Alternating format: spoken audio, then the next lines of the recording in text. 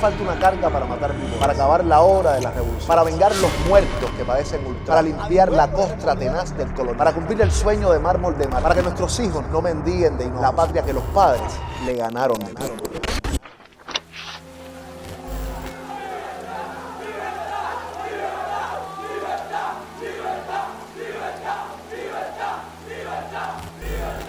La película Inocencia de Alejandro Gil puso en imágenes parte de la tragedia que vivieron los estudiantes del primer año de medicina en La Habana en noviembre de 1871. Y como sabemos, 8 de ellos fueron fusilados. Pero los creadores del filme se vieron obligados a hacer síntesis dramatúrgica. Es una historia compleja, con muchísimos personajes. Por eso vamos a ampliar algunos detalles, como las notas al pie de las páginas de los libros.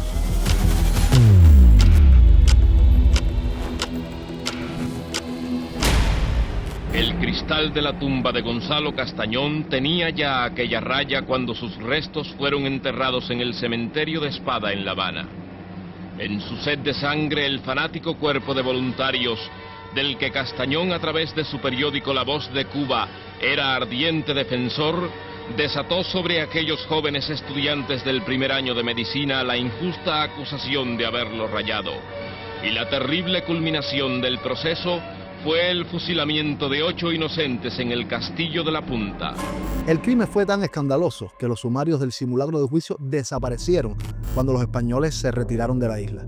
Tenía razón el valiente capitán Federico Capdevila cuando en la defensa a los estudiantes dijo: mi obligación como español, mi honor como caballero y como oficial es proteger y amparar al inocente. Cuando se enfrentó al momento crucial de esta historia, Capdevila era un joven de apenas 26 años, nacido en Valencia, España. Y quizás usted se pregunta, ¿eso que dice el actor en el filme realmente es lo que dijo Capdevila o será parte de la ficción?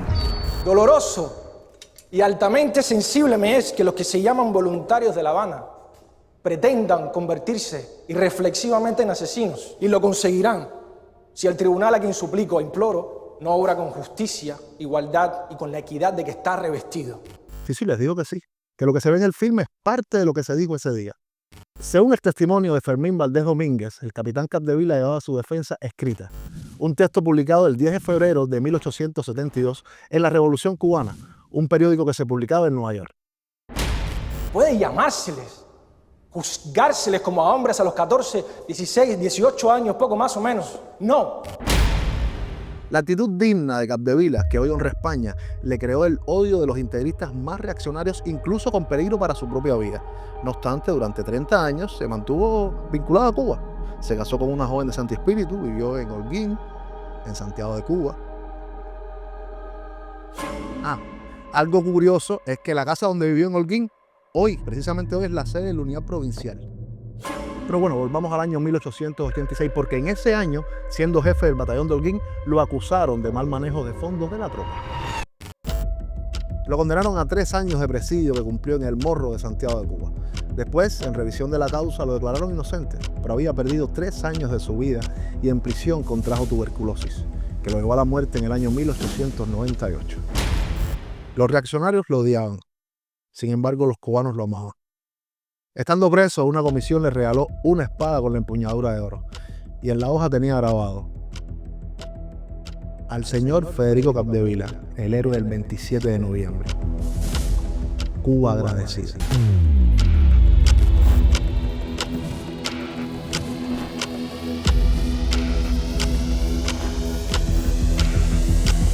Pero Capdevila no fue el único oficial español que denunció el crimen en el juicio. El capitán del ejército español, Víctor Miralles y Santolaya, se encontraba en La Habana en ese momento por licencia de enfermedad y lo buscaron para actuar como vocal en el primer Consejo de Guerra. ¿Que cómo sucedió en realidad? Les cuento. En la deliberación del tribunal, Miralles dijo que estaba de acuerdo con Capdevila, exacto, que eran inocentes, pero la cosa estaba fea y en medio de la algarabía violenta de los voluntarios, Miralles se aprovechó del caos, salió y se presentó ante el general Romualdo Crespo en el Palacio de los Capitanes Generales. Culpar a esos niños es una desvergüenza. Estamos actuando con miedo, no con justicia. Oficial. No sé qué van a hacer ustedes para llevar semejante culpa en sus conciencias. Pero no voy a firmar un documento que culpe a esos muchachos. Un documento que va a poner en evidencia nuestra cobardía.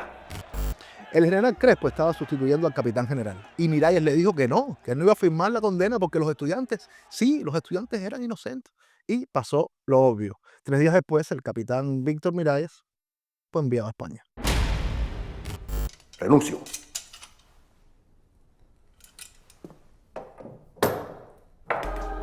Debemos aplicar lo que tiene estipulado el Código Español para casos de profanación. Romualdo Crespo fue quien horas después de ese encuentro firmó la sentencia de muerte de 8 de los jóvenes entre 16 y 21 años de edad, bajo la falsa acusación de profanación de la tumba de Gonzalo Castañón. Solamente 4 estuvieron en la tumba. La tumba de Gonzalo Castañón estaba en el cementerio de Espada, que luego dejó de existir hace muchos años ya, exactamente a un costado donde se construyó el Parque Maceo. Pensando en las calles actuales, por ejemplo, el cementerio cubría desde la calle Marina hasta Espada y desde San Lázaro hasta Vapor. Estaba conformado por nichos sobre los muros y en la calle Jovellar, en Centro Habana, que es el único vestigio de lo que fuera ese camposanto.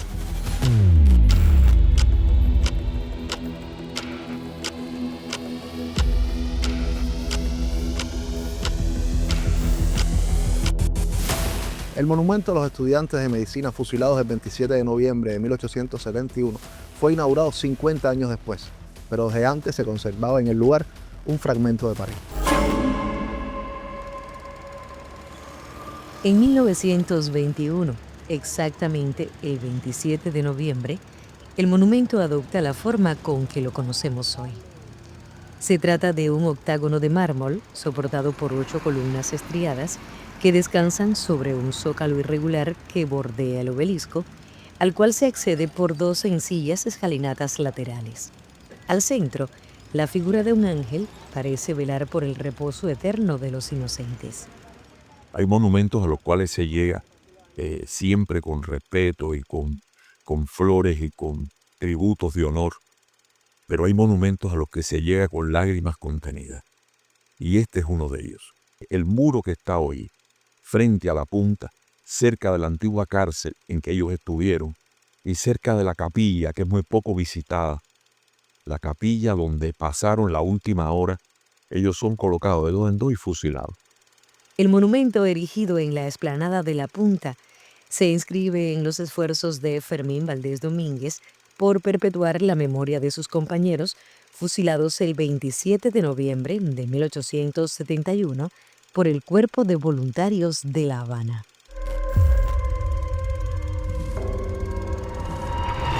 Perteneció al edificio del Cuerpo de Ingenieros. Sobre sus muros fueron fusilados los estudiantes de 2 en 2, como muestra la película, y no como aparece en el famoso cuadro. ¡Fuego! Lo que quizás algunas personas no conozcan, y nosotros se lo vamos a explicar, es cómo era ese edificio y dónde estaba ubicado exactamente. ¡Porten armas! ¡Carguen! Aquí puede verse el barracón del Cuerpo de Ingenieros y a la izquierda el edificio de la cárcel. Como ven, uno muy cerca del otro. Nada de campo y toda la zona cubierta por cientos de voluntarios armados. Han sido condenados a muerte por decreto oficial que se cumplirá mediante la pena de fusilamiento hoy 27 de noviembre del año 1871. ¡Pelotón, atención! La cárcel de La Habana ocupaba el espacio donde hoy se encuentra el Parque de los Enamorados. Se conserva la celda donde estuvo José Martí y la puerta de la reja donde estuvieron los estudiantes se atesora en el Museo de la Gran Logia de Cuba en la avenida Salvador Allende. Muchas personas quizás ignoren los nombres oficiales de las calles que rodean este lugar. Lo que se conoce como calle Cárcel tiene como nombre oficial Capdevila y la calle que pasa por frente al monumento se llama hoy en día Avenida de los Estudiantes. Andaban corriendo hacia las nubes, jamás el corazón latió sereno. El héroe de los voluntarios no le están haciendo guardia de honor. 1000 pasiones en las manos, rastro de luz, aguaceros.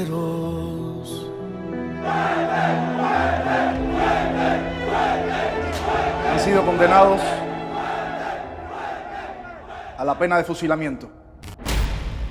¿Cómo explicarnos esa furia asesina de miles y miles de hombres eufóricos por la muerte de jóvenes con la misma edad de los que hoy estudian en preuniversitarios, tecnológicos o la universidad? A ese tema tenemos un programa para intentar explicar la mentalidad de esos voluntarios. Bueno, si es que eso es posible. Pero lo haremos. No te acuerdas, gentil vaya mesa, que tú fuiste mi sol refulgente y risueño en tu languida frente, blando beso en ti con ardor. ¿No te acuerdas que en un tiempo dichoso me estacié con tu pura belleza y en tu seno doblé mi cabeza?